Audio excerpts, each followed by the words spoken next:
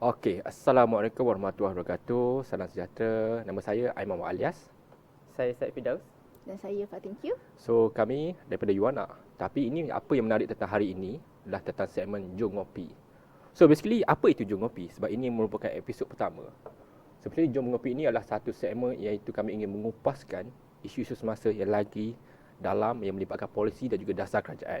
Kerana kami percaya bahawa perlu ada satu segmen yang sangat santai tapi pada masa sama membincangkan apa itu polisi, apa itu kenegaraan, apa itu dasar. Maka di sini kami wujudkan satu segmen Jom Ngopi untuk kami membincangkan isu-isu semasa. So, pada hari ini untuk episod pertama, kami akan bincangkan tentang kuasa air, itu bawah kuasa siapa, dan kedua adalah platform simpanan di Malaysia. Seperti kita sudah maklum bahawa kita lihat banyak isu air yang berlaku di negeri-negeri di Malaysia, seperti di Kelantan juga di Kedah.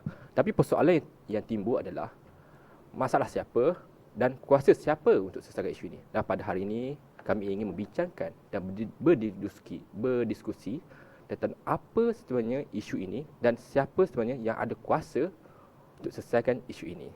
So, seperti kita sudah maklum, soalan pertama sangat basic untuk Said. Ya. So, if ada satu masalah air di satu negeri, kuasa negeri ataupun kuasa pusat untuk selesaikan masalah itu? Baik, terima kasih Haiman soalan tu. Okey, sebelum saya jawab soalan tu, saya akan cerita sikitlah berkenaan sejarah kuasa air di Malaysia ni. Sejak tahun 1920, okey, sebelum merdeka lagi, Malaysia ni dia ada undang-undang berkenaan air dinamakan sebagai Akta Air 1920. Dan ianya terpakai kepada seluruh negeri di Malaysia ini. Dan sampai satu masa itu, kos untuk membiayai air ni dia semakin meningkat dan menyebabkan negeri-negeri ini tak mampu lagi untuk menampung pembiayaan itu. Okey, jadi Perlembagaan Persekutuan pada tahun 2005 dia telah pun membuat satu kata pindaan lah oleh kerajaan pada masa itu untuk meletakkan air ni di bawah kuasa persekutuan dan juga negeri, tapi dibahagikan dari segi tugas dan juga bidang kuasa. Okay, contohnya kalau kita tengok ya, pada tahun 2005 saya cakap tadi, inisiatif untuk mengawal selia dan memastikan sektor perbekalan dan perkhidmatan air ini supaya lebih mampan, dia telah meletakkan kuasa ini di bawah jadual dipanggil sebagai jadual ke-9 di bawah Perlembagaan Persekutuan, dan kuasa jadual itu diletakkan supaya negeri dan juga persekutuan memiliki kuasa untuk mengawal dan juga membekalkan air ini. So contohnya dalam kes bekalan air, kerajaan negeri berkuasa untuk menjadi sebagai operator, membekalkan air kepada setiap rumah yang ada di negeri tersebut. Jadi kalau kita cakap soal kegagalan ataupun masalah air yang berlaku di mana-mana negeri, biasanya yang menjadi tanggungjawab ialah kerajaan negeri. Okay. Kalau di Kelantan saya ambil contoh, di bawah Yayasan Menteri Besar Kelantan, dia ada memiliki Air Kelantan Sembilan Berhad, AKSB. Okay, jadi kalau orang Kelantan ada masalah dengan air di rumah mereka, AKSB inilah yang bertanggungjawab untuk menyelesaikan masalah itu. Dan ini juga selari dengan kenyataan mantan Menteri KASA, Tuan Ibrahim Tuan Man, pada tahun 2022. Di mana ketika itu Ahli Parlimen Setiawangsa, Nik Nazmi, sekarang ini Menteri KASA juga, ditanya, apakah masalah air di Kelantan ni, siapakah yang bertanggungjawab? Okay, dalam jawapan yang diberikan oleh Tuan Ibrahim Tuan Man ini, dia kata masalah utama kepada isu bekalan air di Kelantan ialah berpunca daripada kelemahan tadbir urus dan juga kedudukan kewangan air AKSB yang tidak mampan. Jadi ini menunjukkan jelas bahawasanya kuasa bekalan air di negeri Kelantan dan negeri lain di Malaysia pun terletak di bawah negeri. Okey, terima kasih Said. So, seperti dikatakan oleh Said, kuasa air ini di bawah kerajaan negeri. Kerajaan negeri ada syarikat air tersendirilah. Dan syarikat air ini akan menguruskan air itu. So, menjadi persoalan, dan ini timbul di sosial media. Menjadi persoalan adalah, okay, if kerajaan negeri adalah autoriti yang mengawal air di negeri, so apa fungsi kerajaan pusat? Mungkin Fatin ada pendapat tentang perkara itu?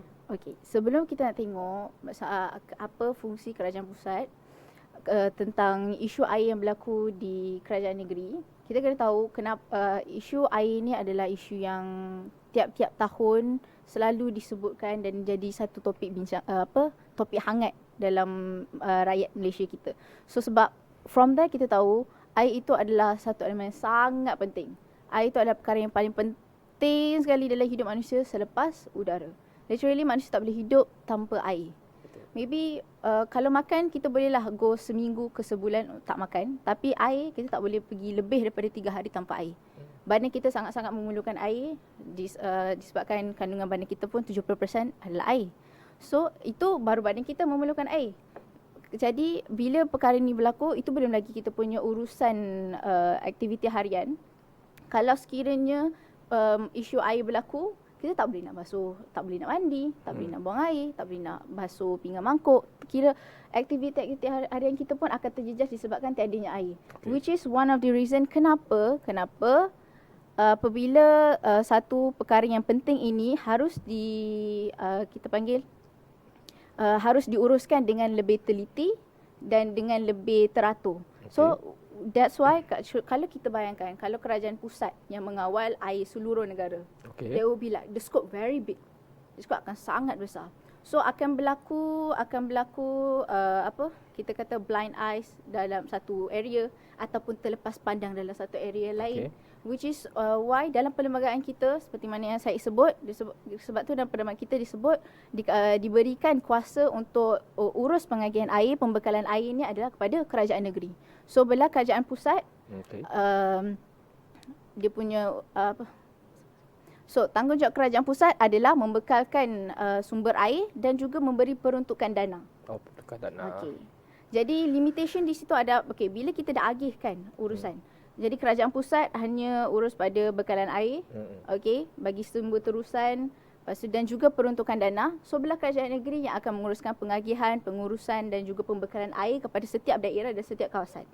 So limitation dia adalah apabila berlaku masalah air di dalam satu daerah, kan, walaupun rakyat mengadu kepada kerajaan pusat tak boleh buat apa sebab telah di state dalam perlembagaan dan juga kita panggil organizationally-nya adalah bila kita dah bagi kuasa tu pada seorang tu untuk uruskan, orang tu kena kita tak boleh langkah kuasa dia lah. So apa-apa pun kita akan kena bagi tahu dekat state government. So if the state government itself kata benda tu dia boleh uruskan, jadi belah kerajaan pusat that's it, itu saja. 14 itu saja. On another itu in another sense that's a jurisdiction limitation lah kita panggil. So kerajaan pusat hanya boleh bantu daripada segi dana peruntukan dan kalau ada isu bekalan air, tetapi macam mana perkara tu untuk perlu diuruskan dan kepada siapa rakyat perlu pergi untuk komplain ataupun mengadu nasib tentang isu air di kawasan mereka akan diuruskan oleh kerajaan pusat. Tapi let's say macam mana Fatin cakap, kerajaan pusat bagi peruntukan. Tapi benda yang menarik kita bincangkan perkara ini sangat menarik adalah seperti mana dikatakan oleh Syed bahawa isu kenapa masalah air di Kelantan sebab pengurusan kewangan yang tidak cekap. Yes. Dan ini isu besar dan isu ini dibincangkan oleh rakan-rakan lah di sosial media, di luar sana, di kedai kopi, macam kita sedang ngopi sekarang. Tapi ada satu idea ditimbulkan adalah adakah sudah tiba masanya untuk kerajaan memikirkan balik untuk menguruskan terus peruntukan yang diberikan kepada kerajaan negeri. Seperti kita tengok kerajaan pusat menyalurkan dana sumbangan kepada kerajaan negeri untuk uruskan air. Tapi akhirnya isu air tidak selesai. Di Kelantan sudah beberapa tahun. Di Kedah kita timbul sehari raya itu pada air, tiba-tiba ada air. Bayangkan raya dah ada air, nak basuh pinggang pun saga. So menjadi persoalan. Ini lah saya nak dengar pendapat Syed Firdaus dengan Fatin Q. Adakah Fatin ataupun Syed setuju jika peruntukan yang diberikan kepada kerajaan negeri ini diuruskan sepenuhnya bawah jabatan KASA, Kementerian Air Alam Sekitar, something like that.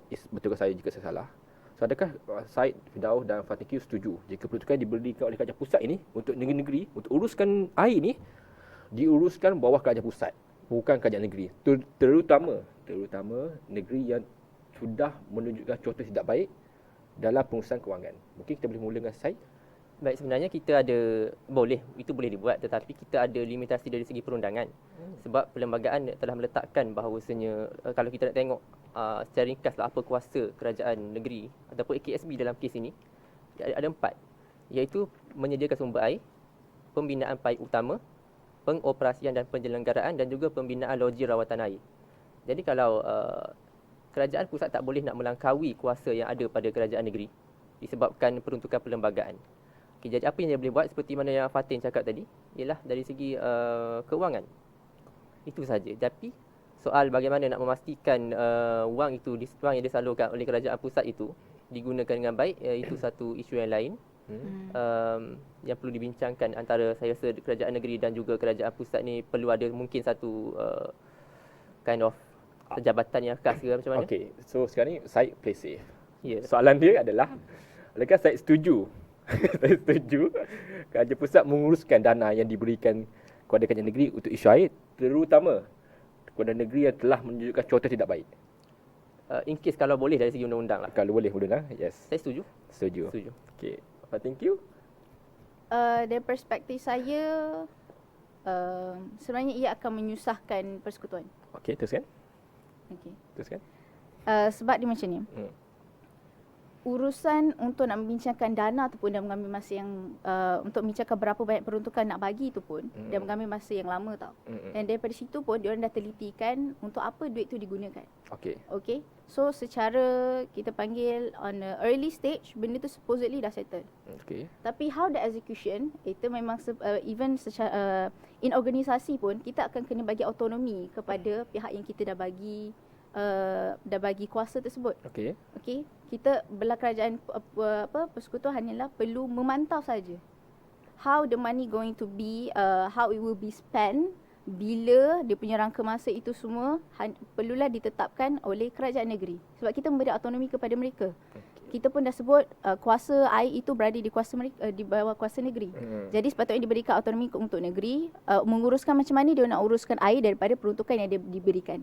Sebab kalau isu contoh sebelum nak minta peruntukan pun dah satu pembincangan yang panjang dengan kerajaan persekutuan. Okay. Kemudian bila kerajaan persekutuan dah luluskan, bila luluskan kerajaan persekutuan nak kena bincang lagi sekali pula kat mana dengan lebih teliti lah. Okay. Kat mana, daerah mana nak kena tu. So benda tu akan jadi redundant kepada pegawai awam, penjawat awam kita di persekutuan lah. Okay. So in a sense benda tu akan jadi katastrofi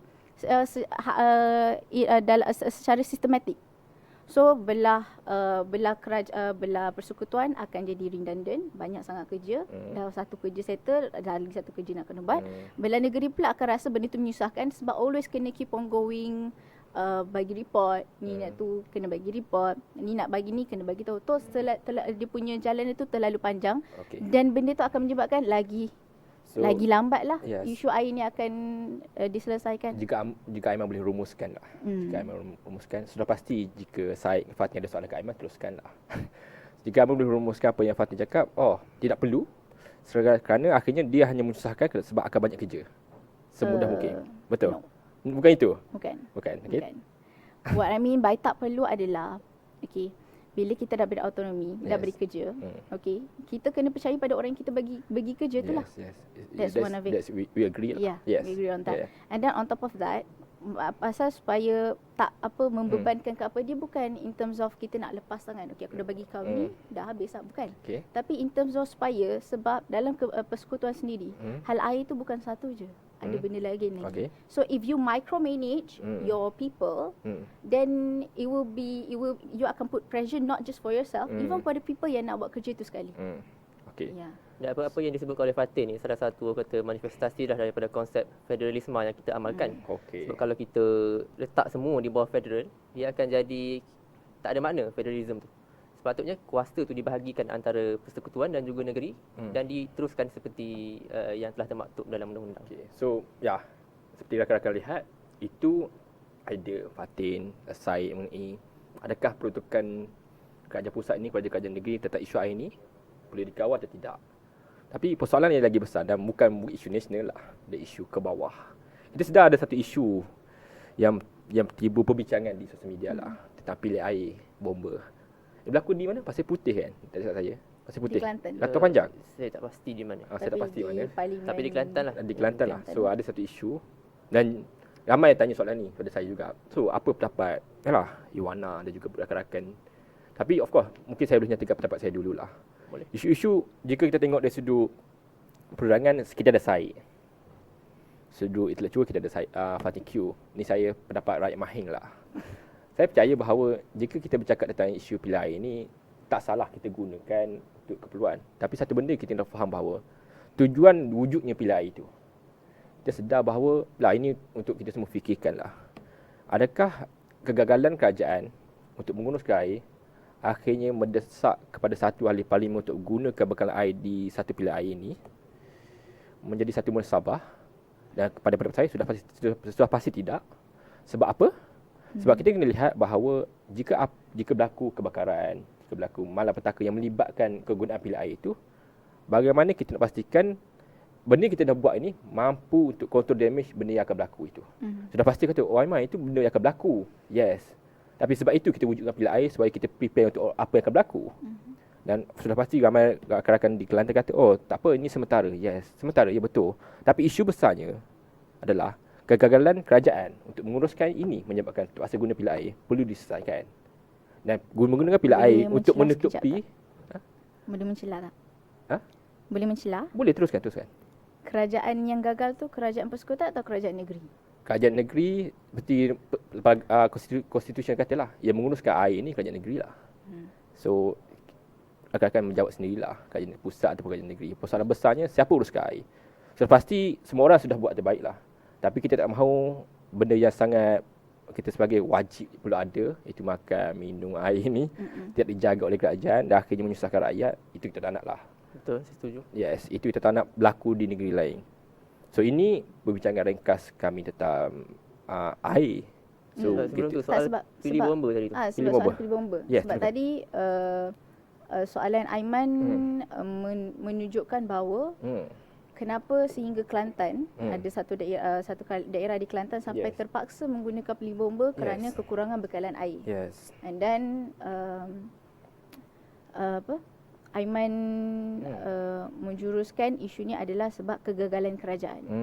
Jadi kat situ saya ada tanya, kerajaan yang mana?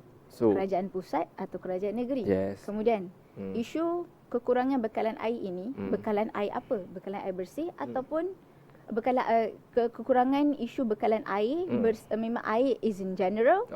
Okey, ataupun isu bekalan air bersih sebab seperti mana yang kita tahu, Kelantan memang famous dengan isu air Milo Ais. Okey. So, adakah itu disebabkan diorang terpaksa ambil air daripada pilih bomba? So, that thing need to be a little bit specific. I rasa lah yang bab tu. So, soalan Fatimah pada Aiman adalah tak, dia macam this is just rhetoric sebenarnya. Bila sebab ni just menyambut lah soalan Aiman. Sebab kita pun memang tengah bincang. Cuma apabila diletakkan narratifnya sebegitu, seolah-olah kerajaan tu terlalu vague. Maksud kekurangan bekalan air tu pun terlalu vague. Tak tahu siapa sebenarnya yang gagal.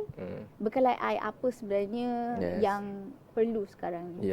Sebab lepas tu kalau nak dikatakan isu air menggunakan air pilih bomba di Kelantan ni, isu ni tak detail tau. Sebab kalau you tengok search in the media pun, media yang kira journalist punya tu lah, official website, tak ada yang bagi details information of exactly what happened. Diorang hanya bagi tahu situasi dan siapa yang melakukannya.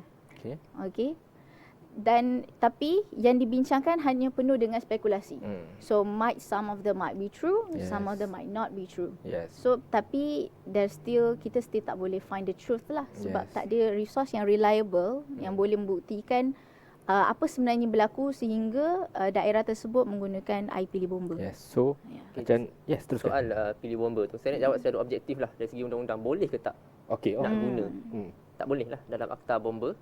Section 26 dia menyebutkan bahawasanya mana-mana orang yang menutup, mengepung atau menyembunyikan mana-mana pilih bomba hingga menjadikan tempatnya sukar dipastikan atau mengganggu mana-mana pilih bomba atau menggunakan pilih bomba selain tujuan menentang kebakaran, melakukan satu kesalahan. Okey, menarik. So segi undang-undang dah salah lah. Salah secara objektif. Tapi apa yang menarik Besar Fatih kat dan ini kita ingat, kita mahu bahawa ini perbincangan di luar sana lah. Kita banyak maklumat yang kadang-kadang separuh benar. Ataupun bahasa-bahasa kampungnya separuh masak lah. Separuh masak. Dan sudah pasti apa berlaku di bawah mungkin berlainan apa yang difahami di atas. Sudah pasti apa pun yang berlaku di bawah, mungkin kami ingin mendengar pendapat rakan-rakan yang betul-betul di bawah rasai perkara itu. Dan jika rakan-rakan berminat, boleh tag Iwana. InsyaAllah kami akan kupaskan lagi di next episode supaya isu pilihan air ini dibincangkan secara tuntas dan menyediakan satu dasar yang konkret untuk selesaikan isu ini. Dan seterusnya kita akan bincangkan mengenai kewangan. So seperti kita sedia maklum bahawa isu kewangan ni isu yang sangat-sangat dibincangkan setiap hari lah.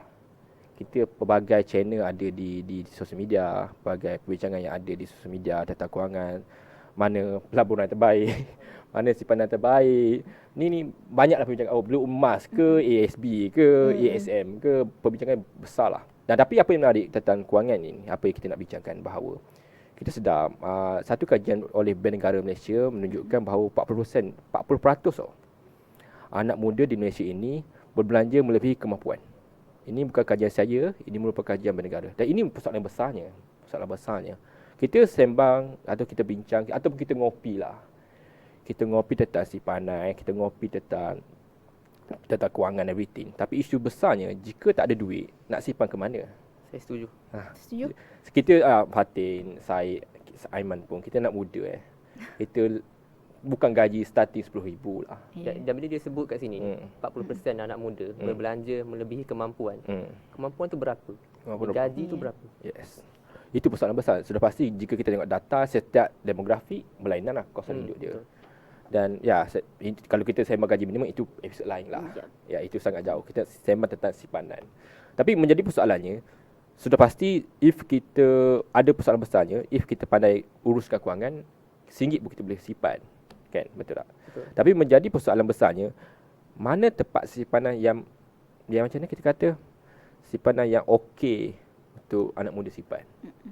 Sudah pasti kalau tanya saya suka ASB lah. Saya setuju dengan Iman. Saya suka ASB sebab saya pecarum ni pelik pula lah. Saya menyimpan lah dalam ASB pecarum ni. Tapi isu besarnya, inilah saya nak galakkan kepada anak muda. Satu persoalannya yang timbul kita, macam saya gaji RM2,500 contohnya. Sudah pasti kos hidup kat KL ni RM3,000. Saya tak ada yang lah. So menjadi persoalannya, kita ada defisit RM500. Macam mana kita nak uruskan? Perkara penting yang perlu kita fikirkan adalah, adakah kita perlu kurangkan barang-barang kehendak kita? Dan ini benda yang saya nak bincang secara umum lah tentang simpanan ni. Dan of course kita akan pergi lebih detail. Saya dapat satu trend dekat anak muda ni. Ini mungkin nasihat saya, nasihat rakan dengan rakan lah. Kita sedar macam saya ni, saya tak mampu pergi Starbucks lah sehari. Sehari sebulan pun tak mampu. Saya selalu minum air suar. Setahun sekali mungkin boleh. Setahun sekali mungkin boleh kalau orang belanja untuk birthday lah. Tapi persoalan besarnya adalah bagaimana kita nak uruskan. Dan ini saya suka follow mentor-mentor kewangan saya lah. Satu nasihat yang besar adalah simpan dahulu, belanja kemudian. Itu mesej saya nak tinggalkan, iaitu bahawa simpan dulu walaupun RM10 dan belanjalah kemudian. Sebab akhirnya if kita simpan setelah kita belanja, tak akan pernah cukup lah. Tapi menjadi persoalan besarnya lagi adalah, ini saya nak timbulkan lah perbincangan lagi panjang. Yang menarik tentang simpanan ni adalah berdasarkan satu report laporan apa kita kata, laporan kajian agensi kaunseling dan perkhidmatan kredit mengatakan 28 responden yang laporan dia buat ni, survey dia buat 28 responden mengatakan bahawa diorang tak terpaksa meminjam duit untuk beli barangan asas. So saya tinggalkan soalan kat sini. Kita nampak bahawa duit tak cukup.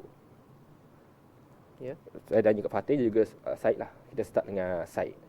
Apa faktor besar ni? Apa faktor tak cukup duit ni?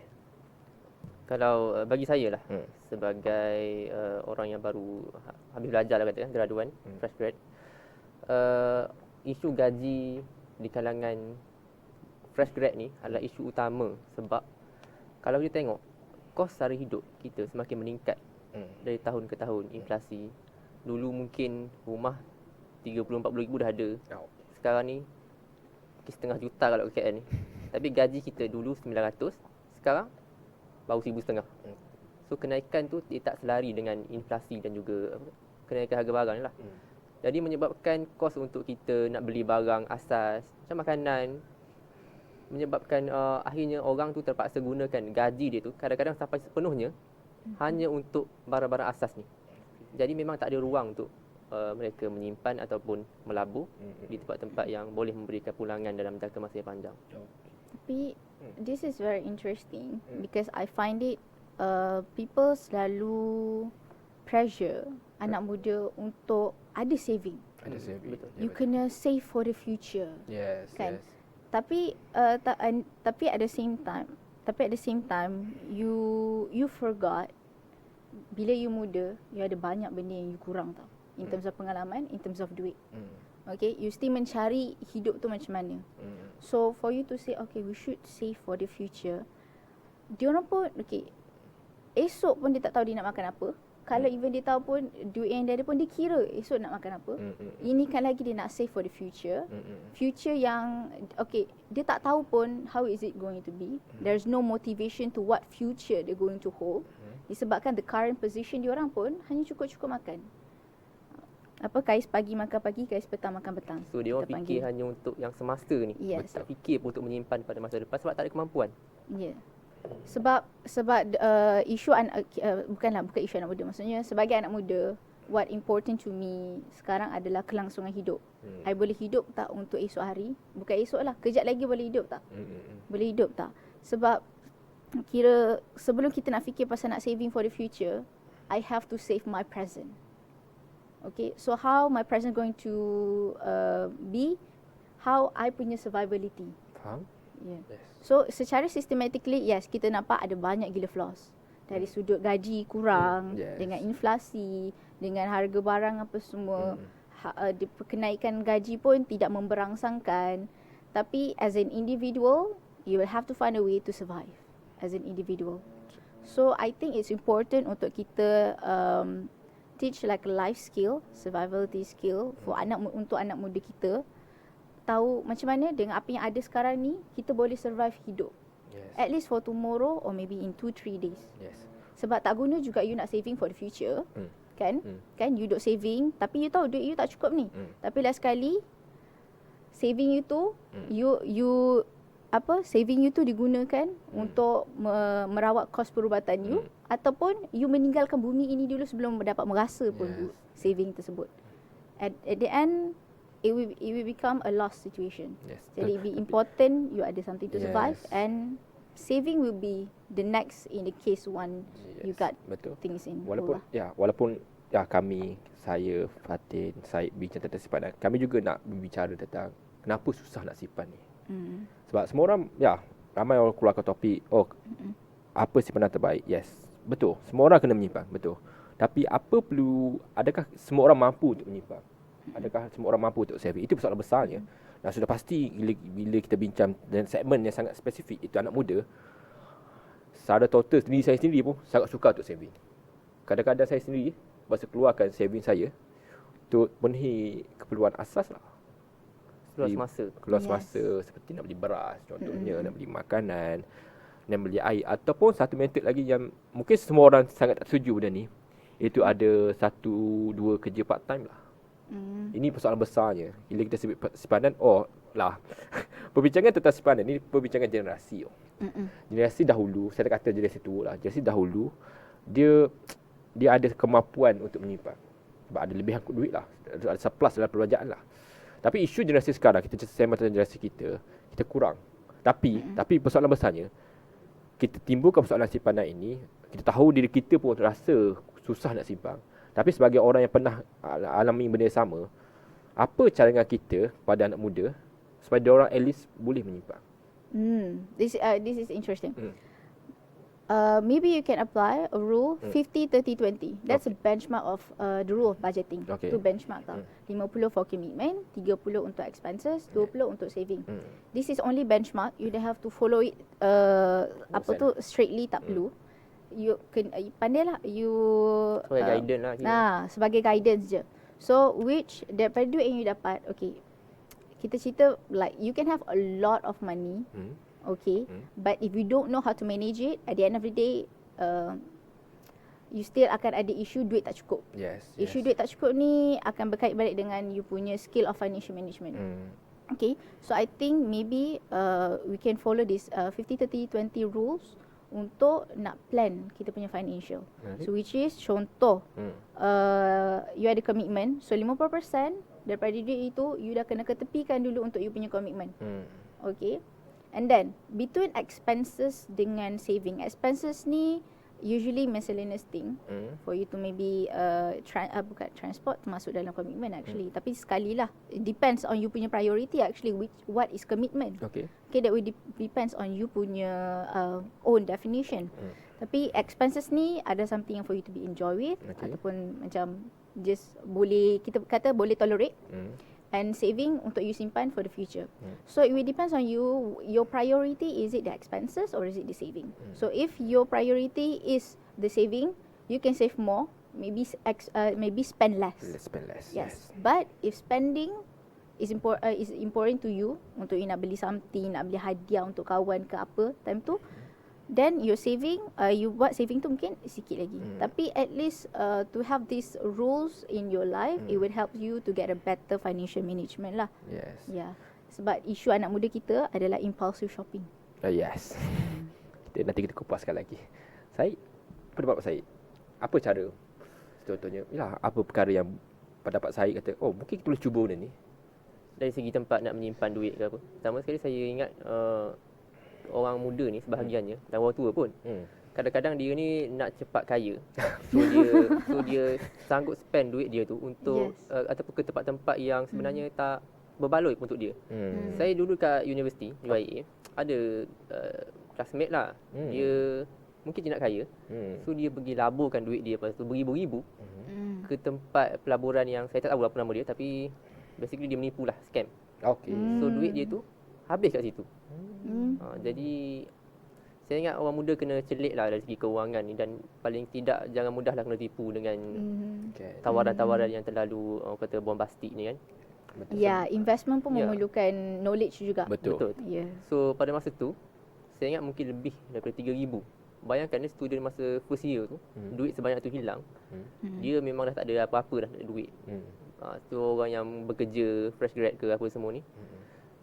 Financial literacy tu memang sangat penting lah untuk mereka. Dan pastikan setiap pelaburan ke ataupun simpanan yang dia buat tu, dia tahu ke mana, Yes. macam mana duit tu dilaburkan, dan adakah pulangan yang dia akan dapat tu terjamin ataupun macam mana. Yes. Kalau pendapat saya lah, saya ada satu method mungkin kita semua boleh, mungkin ada setuju tak setuju. Saya ada satu method bahawa dia sama macam ayat Fatih tadi. Saya kurangkan perbelanjaan sekali lah. Ataupun bahasa ekonominya perbelanjaan kehendak lah. Itu ayat ekonomi lah. Apa saya buat lah, ini mungkin untuk boleh bantu rakan-rakan kat luar sana. Saya bukan invest lah, saya pada ASB. Saya memang guna spend 300 sebulan dalam ASB. Of course, dia ikut kemampuan lah. Tapi apa saya buat, bila dividen dikeluarkan, saya guna sepenuhnya dividen tu untuk cover balik setahun saya tak beli barang kehendak. Itu method saya gunakan lah. Saya tak belanja barang kehendak masa bulanan, tapi saya belanja barang kehendak ataupun perbelanjaan kehendak ni masa tahunan. Setahun sekali. One off. Yes, contohnya dia dapat 2,500 dividen. Kita bagi contoh, dividen 2,500. 2,500 tu saya pergilah, contohnya saya tak ada mewah. Mungkin saya pergi audition sehari 2 untuk tenangkan minda seorang-seorang. Contoh. Tapi itu apa yang saya buat. Of course saya ada buat benda lain, tapi itu mungkin Fatih dah cakap idea Fatih, saya ada pendapat saya. Of course saya pun ada pendapat saya. Mungkin ini rakan-rakan di luar sana boleh gunakan. Tapi apa yang menarik adalah setiap orang ada platform simpanan yang dia rasa terbaik lah. Mungkin kita setiap seorang ni bagi satu platform yang rasa menarik dah sebab Pertama sekali saya nak sebutkan, kalau boleh bila nak buat simpanan, pelaburan ke apa, pastikan, kalau saya suka play safe. Saya suka kalau tempat-tempat yang macam ASB, tabung haji yang memang kata backed by the government itself. So kita punya duit dalam tu terjamin, dan macam ASB dia punya dividen pun tahunan memang lebih daripada 5%. Yes. Kalau saya akan buat di tempat-tempat yang terjamin begini. Okey, menarik. So saya suggest ASB. sama ASB. Okey. Nanti sebagai anak muda, bukan sebagai anak muda lah, as a person lah, macam as a person, Muda lagi. muda dah juga. I wouldn't give suggestion which platform is the best platform. okay. Saya takkan bagi like platform saving yang terbaik. Hmm. Sebab setiap orang tu dia ada dia punya own purpose of saving. Okay. So it's important for them untuk tahu apa choice yang dia ada untuk saving. Selain daripada ASB dengan juga tabung haji. As we know, okay, ASB for Bumi Putra. And then tabung haji usually for Muslim lah. Yes. Right? So how about our non-Bumi? Tapi setahu saya ASB dia ada ASM yang untuk Yes, ASM. that's I'm about to say that okay. exactly. Teruskan. Yeah. ASM is another platform lah Okay. that can be considered oleh kita punya non-bumi.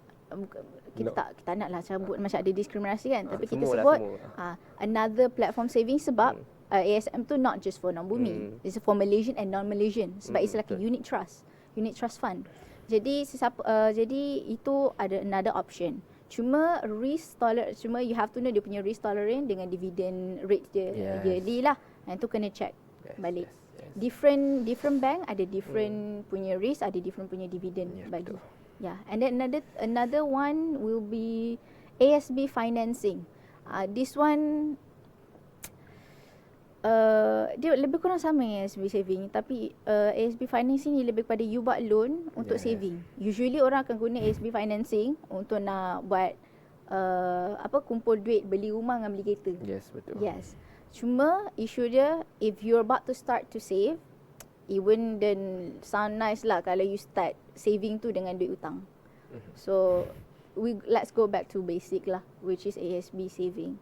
But if you're interested, there's another option which is ASB financing dan ASM. Betul. So kalau tanya saya, dia banyak lah. Saya setujunya ni saya kena jujur lah. Saya start saving ni tahun ni baru. Jujur, saya start tahun ni. Kalau boleh tahu berapa umur tahun ni? Wah akbar. Itu lain kali lah. Next episode. Okay.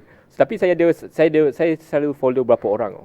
Dia ada doktor. Dan kat Malaysia ni banyak platform atau channel yang kita boleh ikut lah. Yang pertama kita ada satu channel namanya Financial Faiz. Itu semua orang ikut. Hampir semua orang kot. Hampir semua orang kita letak. Walaupun data tak ada, tapi kita letak semua orang assumption. Tapi ada satu lagi, yang ni patut kita ikut juga. Dr. Money. Ada satu channel, orang Malaysia. Dia channel dia Dr. Money. Dia sangat menerangkan. Isu besarnya, of course, saya 2 tahun saya belajar financial. Walaupun saya budak ekonomi, tapi saya belajar financial lah. Tapi 2 tahun saya belajar financial sebab saya sangat lost nak ke mana belajar. Sebab kita kata orang kata ASB bagus. Orang kata emas bagus. Kan? Macam-macam. Dia kata, forex belum nak keluar. Contohnya begitu.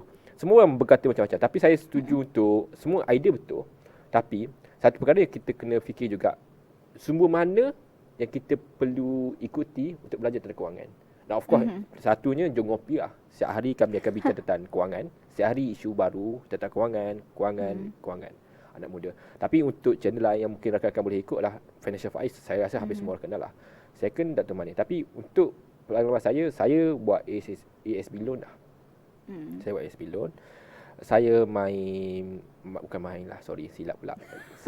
Saya saving dalam Maybank. Dia ada package dia, saya masuk package dia. Itu menarik. Main stok Tak main stok. Saya ada saving dia ada package lah. Macam maksud ni dia akan cover insurance life insurance everything. Tapi apa yang menarik, macam ni saya ada duit ni, mesti besar. Sedap lah kau ada duit, kau boleh saving. Duit ni saya tak ada sebelum ni.